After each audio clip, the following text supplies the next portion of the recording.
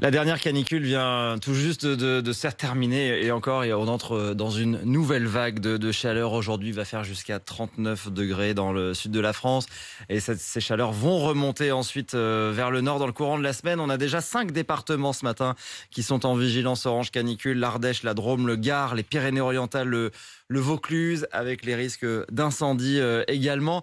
Alors comment vous vivez ça chez vous? Est-ce qu'il y a une forme de lassitude, de fatigue, d'épuisement?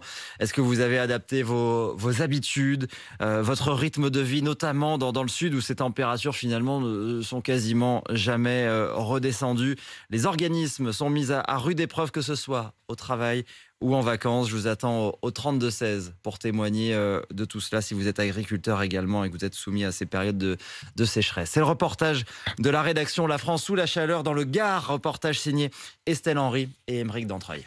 Venus pique-niquer sur les bords du Rhône, Béatrice et son mari ont garé leur voiture à moitié dans l'herbe. C'est la seule place à l'ombre qu'ils ont trouvée pour échapper à la chaleur. Il n'y en a pas beaucoup, mais le peu qu'il y a, on s'y met. Depuis des semaines, la chaleur revient sans cesse dans la région. Alors face à cette nouvelle hausse des températures, Béatrice se sent épuisée. Il fait très très chaud. Même nous qui sommes du sud de la France, on a du mal à supporter ce type de chaleur. On se fatigue et on n'a pas le temps de se remettre, que c'est déjà reparti, il n'y a pas d'eau. On peut dire que c'est une lassitude, oui. Des températures qui ne sont pas sans conséquences sur l'activité de Jean, loueur de vélos et de barques sur le bord du canal. Se promener sur le long du canal avec 37 degrés, c'est vraiment pénible. Faire du vélo avec cette température, c'est pas évident. Ça fait 2 mois pratiquement qu'on n'a pas eu une goutte d'eau, ou très peu. On souffre de la chaleur. Donc on aimerait bien qu'il y ait un peu d'air.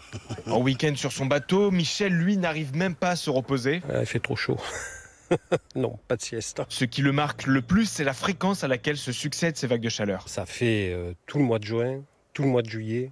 Très peu de jours avec une température tempérée, peut-être un cumul, une petite dizaine sur 60 jours. Ça fait 50 jours de chaleur quasi caniculaire. Donc il va falloir aller jusqu'à fin août, début septembre. Et si ça dure pareil, là, ça aura vraiment été un été très très très chaud. Des vagues de chaleur répétées qui représentent un réel danger pour Christophe Prudhomme, médecin urgentiste qui encourage à la plus grande vigilance. Si on n'y prend pas garde, de vague de chaleur en vague de chaleur, les organismes vont s'épuiser, y compris chez les gens en bonne santé. Ça peut avoir une incidence avec le déclenchement d'un certain nombre de pathologies. Et quand un organisme est épuisé, s'il est déjà un peu fatigué de par des maladies chroniques, eh bien fatalement, statistiquement, on aura une augmentation de la mortalité, c'est clair. Pour Christophe Prudhomme, il faut dès maintenant adopter de nouvelles habitudes et apprendre à vivre aux heures les plus fraîches de la journée.